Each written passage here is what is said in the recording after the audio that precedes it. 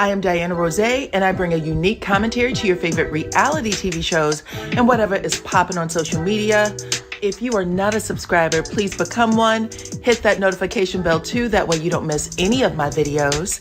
I go by DYANAROZAY on all platforms, and I appreciate every single one of y'all for rocking with me.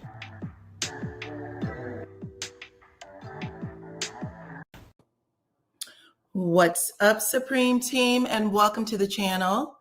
Come on in. If y'all can hear the sound of my voice, let me know, please, and thank you by putting your city and or state into the chat. Let me take my thing down. Come on in, everyone. I see you. I see some of you. Hey. Welcome, child. It's been a minute. I know. What's up, Nita? Come on in. Put your city or state in the chat. What's up, Georgia? I am happy to be back too. What's up? What's up, Ty? What's up, Millie? What's up, Philly? Arkansas, Lansing, Brooklyn. What's up, Texas, Cleveland? What's up, everyone? Welcome. I had to take a break, child. So I am glad to be back on, and I got to get this review off real quick before the next show. Let's see. Tennessee is in the house. Maryland, Chicago. Come on in. Welcome. 112 of you are here. Make sure y'all hit that like button, okay? What's up, Florida? What's up, Ohio? I missed you guys too. I really did. I'm not going to lie, but I needed to decompress. I had some things happening, but I'm good now. Come on in. Welcome. Okay, so y'all, we are going to do this review for episode 2 of Love Amir Huntsville. I want to say thank you to all of the mods that are here. I appreciate every single one of y'all. Please just follow the instruction of the mods. Everybody is welcome in my chat. I don't give a damn. I don't pay attention to all the BS, okay? I gotta focus on me. So come on in, everyone. Please and thank you. We are here to have a good time, child. We are talking about TV, child. Okay. So that's it. We're going to talk about these people on TV who get paid for what? For us to talk about them. Okay. That's the only reason they are on this damn show, is so that we can talk about them and they can make their damn money. And we are here to make our money by talking about them. And y'all are here to have a good time. So have a good time in the chat. Okay. I don't care who your favorite is. Everybody might get it today, okay? Everybody might get it today. I'm calling this one Activate versus Get Active. Who says get active, okay? I don't think people were paying attention to exactly how parallel these conversations were between Melody and Stormy, okay? Diana said, keep my name out your... Okay, I surely did. All right. We are here to have a good time. That is what YouTube is about, child. We got enough shit to worry about in these in real life. Okay, you've been waiting to hear the voice of reason. So here it goes, baby. I thought that this was just the cutest little thumbnail. First, let me put my thing up. When I had this thumbnail up, I was like, wait a minute. These three, this is exactly what my facial expressions were the entire time I was watching this show. Why is my thing not big enough? Okay, I'll put this one up. Okay, the entire time I was watching the show, I was like, what? But I think that my favorite part of episode 2 was the men. I thought the men and what they were doing at the archery game was hilarious. Okay, but let's get into it. We gonna get it crack-a-lacking. Okay, we're going to start with the Last Supper, because I'll be damned. If y'all go back and look at that episode, they do this long shot of Melody at the end of the table. The colors of the scene, everything looked just like the picture of the Last Supper. I was like, well, child, somebody about to get arrested and crucified. Okay, that's what it was giving, but it is picking up exactly where it left off. So y'all come on in, hit my like button on your way in. We are talking Love Amir Huntsville, episode 2. The clip of Martell bringing up Vegas to the skies. So anyway, listen, y'all. They are sitting at this table and Stormy is asking the question, Do you agree with what the hell's going on? Just let me know. State where you stand, okay? She told Melody to state where she stand, and Melody said, I don't have to state shit, okay? She got indignant with it too. I ain't got to say shit, okay? She said, this is what y'all signed up for. This is TV, okay? Is how she handled. You should have known that this was TV. This is what you signed up for, okay? Now, everybody at the table is sitting there with their eyes bucked open, eyebrows raised, child. People are like, oh, is this about to be like the big one? Okay. Mel said, I don't understand what you're saying. We all have people that don't like us. I have people slide into my DMs all the time. Okay. I just hit the block button. What are you talking about? Explain.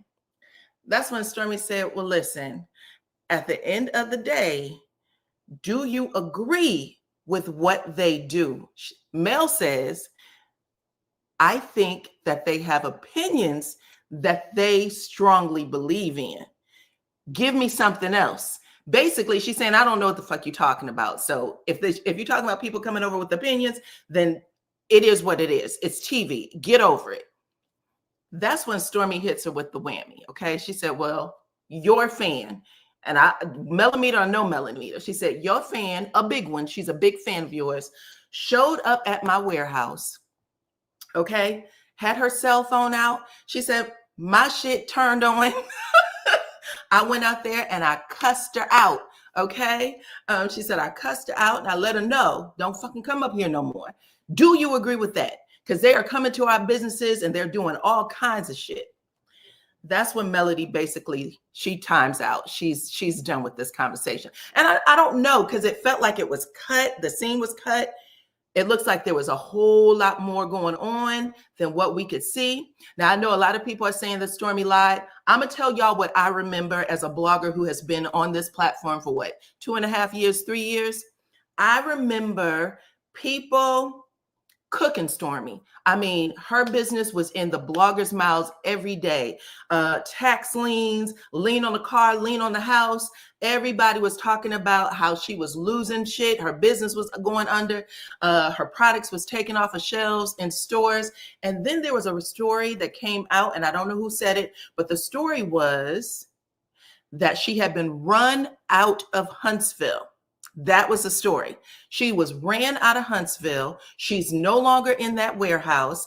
And then I think that might have precipitated, okay, some of the goings on, people calling the warehouse, things like that. Either way, it started there, it ended there. Stormy said, at the end of the day, I went out there, I cussed her ass out. Then she ended up going down to the magistrate's office and threatening me, had a warrant placed on me, and I got arrested. Now, everybody, go ahead and hit that like button. 269 of you are in the house. I appreciate that. Now, everybody at the table is, except for Tisha. Tisha continued to eat her salad. When Stormy said that she was arrested, everybody looked shocked except for Tisha. I don't know what she was eating, but she never looked up. She never looked up. She was trying to catch an olive, child, and it was all hilarious. Now, at the end of the day, hold on, because y'all keep saying everybody lying. Let's talk about it. We talking about it. I'm going to tell y'all something, because I have been watching this, paying attention to what everybody was saying. She got arrested. And I know some people are saying that she didn't get arrested. Let's start there. There are people saying that she didn't get arrested. People are saying that she didn't get arrested. She got arrested in January. And I heard some stuff about the charges being dropped. But as far as I understand it, she was arrested in January. And the only way, okay, who is it? The district attorney, whoever takes this to court, they would have to be an arrest that happened, from what I'm understanding. When you look at how the information goes, you have to be arrested in order for the DA to get the case, okay? So we don't keep talking about it, because y'all, shit happens to people. I know we like to think that we respond the right way every time, but that's not true. That's not true. So at the end of the day, Stormy gets arrested. She lets everybody know. Everybody at the table is in shock. Melody is not saying anything. She is completely shut down, okay? And then Shanita decides to say, well, I'm going to speak for her since she's not speaking. What do you want her to say in this situation? And Stormy said, tell me if you agree or disagree. Do you agree with that? That's when Shanita says, of course, she does not agree. Okay. And then other people at the table started chiming in. Of course, she doesn't agree. Sunny started saying, well, that would be inhuman for her to agree. I think Kimmy comes in and said, listen, at the end of the day, whether or not you can do anything about it, it's good for you to just kind of state where you stand, because you don't want to give people the impression that you go along with it or that you agree with it. Melody still isn't saying anything. And Stormy said, at the end of the day, I'm done with it. Say less. Mel said, I've been said less. Okay. That's when Mel goes into confessional. And she said, at the end of the day, this entire group is giving me delusion. These so-called millionaires are putting themselves in harm's way. Call 911. Do what you're supposed to do. Get these people arrested if they are coming to your business and fucking things up for you, because nobody would ever get me out my bag. And I said, Melody filmed this scene before Ariane got her out her bag early, like right after this, sometime in July. If y'all remember, Melody did threaten Ariane over the internet. She told her to come to my house so that I could lay hands and feet on you. I will whoop your fucking ass, is what she told her. Go ahead, get my address from your boyfriend, because I will whoop your ass. And I said, sometimes people do get you out your bag. You may not want to get there, but baby, she got there. And I started laughing when I saw that part in that scene, because I said, well, child, this just means that you're human, because sometimes people will take you there. I don't care, business owner or not, okay? Business owner or not. And everybody who watched that live she did that day was in her chat talk about, and make sure I'm there to help put hands and feet on you. Okay. So just remember that. Nobody remembered that. I was looking at people's shit like, did y'all not remember Melody threatening that girl? And I remember because I just played it. Maybe 3 weeks ago. But that straight up happened. And that is when people get fed the fuck up. Okay. Sometimes you get fed up. And listen, as Mel said, this is TV. People come for you. She said the reason why the millimeters were invented anyway, or came about anyways, because people felt like she was getting too much. So now Stormy is saying, I'm getting too fucking much. That's it. Okay. Let me see what y'all said.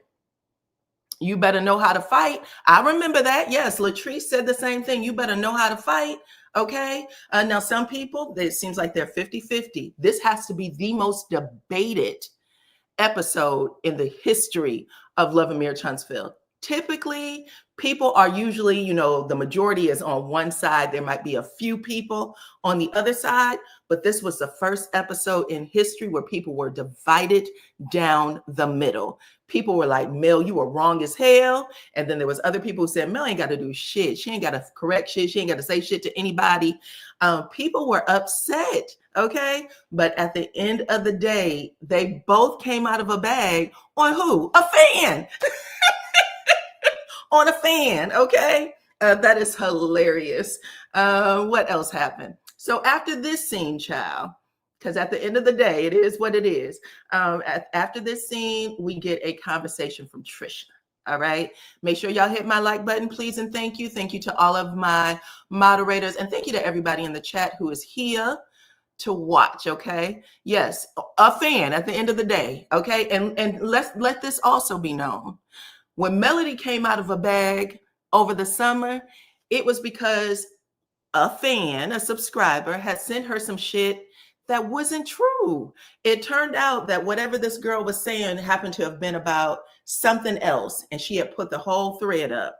But because we all follow, we all watch, and we're kind of seeing if there's anything that's going to be smoked toward Mel or whomever, she ended up getting information from a subscriber, and she told her she was going to whoop her ass. She threatened her, okay? Harassing communication. But anyway, 50-50 is where it's at. Now we're going to get to the next scene with Miss Trish, okay? Trish is at the table. She's in the hot seat. Tisha brings it up and said, listen, I heard that you had some sort of goings on with one of our men. She said one of our men, as if she didn't know it was Martell. Girl, come on. But Trish decides she's just going to step up to the plate and answer the questions, which is great because, you know, typically she's not. So this time, I don't know if she had a whole bunch of liquor in her or what. She was like, oh, you talking about Martell? Let's get it, okay? I think Stormy said, well, listen, you had a conversation with me and Destiny where you were very adamant that you were never at Martell's house. And now you're saying you were at Martell's house, okay? Because she basically admits it. I went there to work out. He had reached out to me. I went there to do workouts. That's what I used to do, train men and women at their house. And again, Melody is really shut down. She is shut down in this scene. And I don't know if you guys remember, but in the, I don't know if y'all remember, but in the, is it the mid-season trailer? Melody actually gets up and walks away from the table. Do y'all remember that? She walked away from the table. It looked like it was cut where she's walking away when Trisha is saying that she did go to Martell's house and train or attempted to train. But we didn't get that in the episode, so they didn't bring us that in the episode. Either way, Trisha said, I don't care what y'all say. I'm going to tell it all. She said nothing happened, that he was a perfect gentleman. Nell Fletcher was like, well, let's just wait a damn minute. Okay. And Mel, I apologize up front, but you know, Martell is fine. Okay. He's a good piece of eye candy and ain't nobody going over to that man's house unless they are trying to get some or do some. Okay. That's how she put it. And I think that might've been the scene where Melody might've walked out, to be honest, because you could tell that you could see the wheels spinning in her brain. Like, are you motherfucker really saying all this here? But yeah, Trish is very adamant. Nothing happened. Nothing happened. He was a perfect gentleman. She said, I just was over there to, you know, hang out. That's it. To train. That's where she kept it. And she left it there. Melody ends the conversation by basically saying, listen, at the end of the day, I think everybody had an opportunity to get out whatever they needed to get out against each other. We got a day and a half left on this island. Let's have fun. And I have no desire to rehash any of this bullshit. As far as I'm concerned, it's over. Okay. That is how Mel said it. And everybody was kind of looking really odd. Like it just felt like a whole lot more went down at the table than we had an opportunity to see. At one point, this is a killer part. I do believe I heard Sonny say something like, so you lied about this to make it appear like something else? Say, look, all you have to do is live long enough, because you was in that car every day, Sonny, for at least 3 weeks, pretending like Moses was sitting beside you. Pretending like Moses was sitting beside you, girl. And when everybody found out that he was in the pokey, we were all like, oh my God. But you were playing it off too, child. People do shit like that. Sometimes you don't want that heat right up front. But that's all there is to it, okay? So now we get to the next day. The next day, what happens? The girls are at the pool. I don't have the pool picture, but the girls are at the pool. I think it's Kimmy and Tisha. They're at the pool. Mel comes and joins them. We get the core six. I think there's a comfort level there with the core six, whether it's the girls or the guys, that we don't see with everybody. So when Melody sees them, it's like an old shoe. She just comes in. She was like, hey, y'all, what's going on? Kimmy and Tisha let her know that Trish and Stormy left early. Mel's like, they did, you know, she's a little shocked. And she thought it was wrong of them to leave without saying goodbye. But she did have an opportunity to say that she believes that Trisha is a liar and she will never fuck with her. Okay. If I'm not mistaking, I'm going to paraphrase it. She said it there in the pool, and she said it again when they got on the boat. I'm a Scorpio. I will never fuck with her, which gave me the impression that there was a whole lot of craziness that was said during the Last Supper that we didn't get to see. Okay. But that was how it was cut. What else do we have? So next we are on the boat, okay?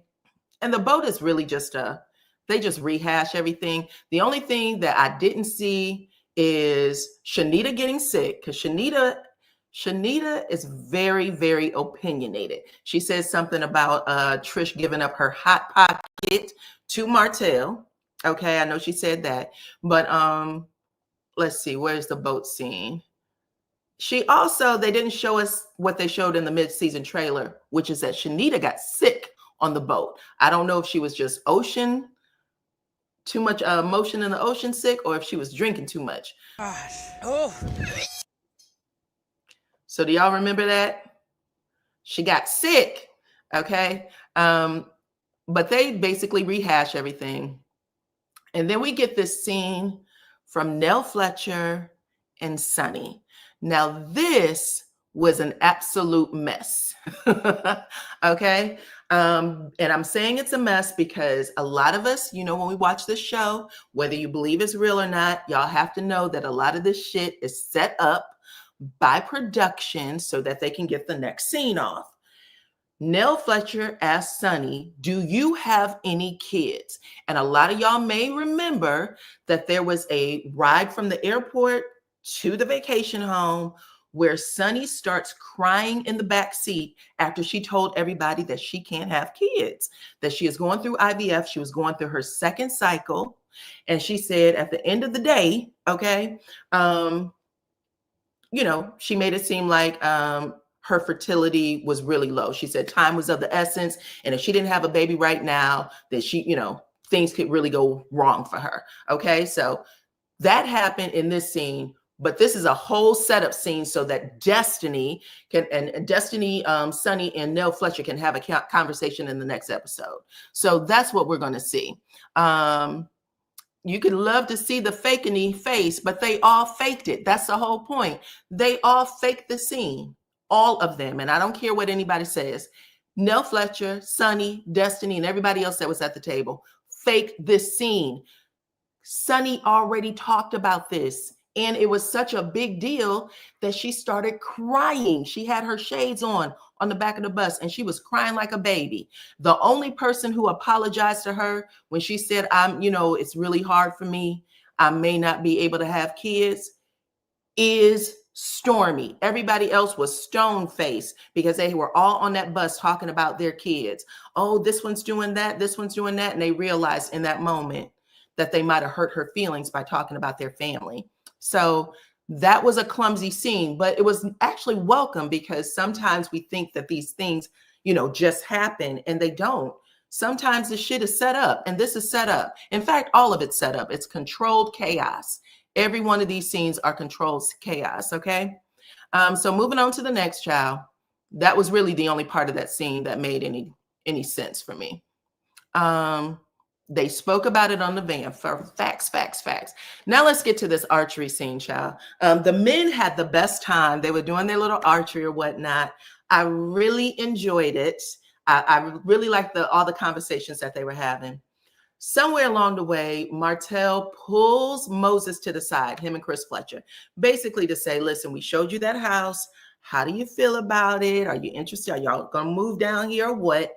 And this is when we get a conversation from Moses. Also, fakety fake, because we all know that Moses was not allowed in Huntsville. But he's him and Hans saying, oh, yeah, the house is too small. Yeah, I don't think we're going to move down there just yet. We need something bigger. Child, he's in the pen. And I think the pen themselves is pretty small. But again, control chaos, okay? Thank you. Everybody in this scene at this moment, if they don't know Moses is lying, they know now. We'll see what happens next. But he did this whole part. And then that just leads Martell into saying, listen, Destiny was at the crib and she made me think that y'all might still have some feelings for each other. Is there any love there? What's going on? That's when Moses says, well, Destiny is still in love with me, but I have love for her. Love for her. It was 15 years. So, you know, that ain't that big of a deal for me. I'm married, you know, talked a little bit about his wife. I thought that was a little bit offensive, But Martell said, I think it was actually Chris Fletcher who brought up the conversation. He said something like, how the heck is Dusty offended? I don't know how she's offended. I'm not sure if anybody was offended. But I think Chris Fletcher says something about a thruple. He pretended like he didn't know the word. What is it called? A triple? A thruple? I was like, you know, it's called a thruple, Tris. But I like how you pretended like you didn't know, so you didn't have any problems at home. But anyway, he asked him about whether or not he would be open to having a thruple. And he said if he did, Destiny would be the side chick. Okay? His wife is his wife. Destiny would be the side. I said at the beginning of this season, I said, Moses got to learn to speak over Sonny in a more protective way. But I think both of them need to figure out how to talk about each other in a protective way, because both of them aren't protective of each other right now. I don't think Sonny was protective of him, bringing him on this show while trying to have a baby. You can't lose the father of your child. That doesn't make any sense. And I don't think that he was protective of Sonny in this scene by saying what he said. He could have just let that shit slide, but he didn't. And then when they ended up talking about the girls' trip, and he was asked how things are going on, how are things with Destiny and Sonny being there? He called Sonny by Destiny's name. Also, trifling. I know that they said that Trish didn't have a good season, a good first season. They were talking about that on the boat. They said Trish didn't have a good first season, being a liar and possibly screwing Martell. But neither did Moses. He had a horrible first season. Okay. Either way, they had that conversation, child.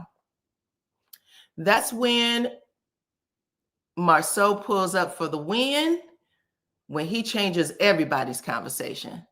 And Moses said, Marceau basically says, speaking of Trisha, didn't I hear something about her training you at the house? And Martell said, oh, no woman has ever trained me. Okay. I've never had a woman train me. And then he said, I don't want to make no mistake. I didn't hear about her training you a couple of months ago, as in January. I heard about her training you a few years ago. Okay. Now, everybody knows what this conversation is, including Martell. And Martell is pissed because he's not going to let Marceau make him look like a simp.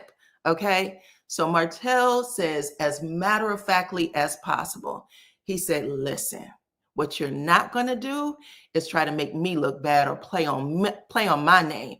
If I wanted to fuck, I would slide into them DMs of whoever it was, and I would make it happen. I slid into her DMs. I was considering it based on the picture, but she ain't as bad. She wasn't as bad as she is now. She wasn't as bad as she is now. So no, we didn't. Okay. So if we need clarity, we got it. Martell said he didn't do anything with Trisha. He finally admits it in this scene, but he did it by dogging her the hell out. And Ken caught every second of that little nastiness that Martell had threw out there. Ken literally stops and looks at Martell like he was about to pull him up by his damn school clothes, and he should have. Okay, like motherfucker, what? But he didn't do that. He let Martell slide again. Okay, but he definitely he dogged the hell out of Trisha in front of Ken, and he looked at him like, "What the fuck are you gonna do?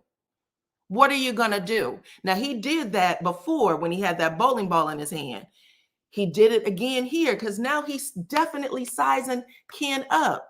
Ken with the dangly earring, he's sizing him up. Okay. At the end of it, he didn't care. Ken was definitely being more respectful of Trish, definitely trying to, protect her, trying to explain things. She's a good trainer. She used to train men and women. Y'all should see her at the gym, blah, blah, blah. Marceau says in confessional, Ken wasn't even there. So I'm not taking anything that comes out of his mouth as the truth. I will believe Martell, however. So that's how he put it. Okay. But Ken got smoked from Marquez. I know y'all like Marquez, child, but I'm about to bring y'all to the altar when this episode airs, because Marquez is a hot ass mess. Okay. But at the end of it, Marceau chimes in again. And this time it's to talk about Marquez, where he basically said, I talked to him. I didn't even know he was married to Trisha, which was shocking to me. And I'll tell you why. Number one, Huntsville is a small ass town. Small. And usually in these small towns, people know things like, I know he was married. I know who he's married to, things like that. Marceau said, this young dude used to work for me at the movie theater. I did not know he was married. Now he's trying to make all this big stuff, all this big talk over his family. And I told him then, you need to thank that man for taking care of your kids, because it sounds like he was doing something you couldn't. Okay. Now, I guess Ken is feeling pretty good about himself in this scene. So he says, exactly right. And his only problem, he said that Marquez's problem is that he was fine with Trisha being by herself. He just doesn't want her to be with anybody else, which is normal. That's normal bullshit for men. Okay. What ends up happening is Ken says, I used to be with another woman who used to be married. I know how these niggas work. I know how they work. And this is the same thing that's going on with Marquez. And when he said that, Martell gave him the nastiest look, the nastiest up and down, like, you are an ultimate side dude. You are a career side dude, is how Martell said it in his confessional. But Martell and Ken, I'm telling you right now, I'm loving this. I thought that Martell and Marceau were absolutely the best, but these two, they're excellent. They're excellent TV. Let's see. Ken is an attention seeker. Trisha's making herself look like a streetwalker, and Marquez isn't doing much either. Well, I can't wait for y'all to hear my next review, because Marquez got a lot of y'all fooled. He is a mess. The truth ain't in him. He's a liar, pants on fire. And I'm definitely going to air his ass out after tonight's episode, okay? So y'all have to stick around for it. All right, this was a short review, only 30 something, but I'm looking at it. So look, Ty said, not me. Listen, hot, mess. He's a mess. Let's see. But we'll see. We'll see what y'all got to say. I'm okay with the opinions, child. But he's fooling a lot of people. He's making people think that he's just a sensitive guy. That's not sensitivity, child. I used to have an aunt who was that kind of sensitive, and she needed medicine. Okay.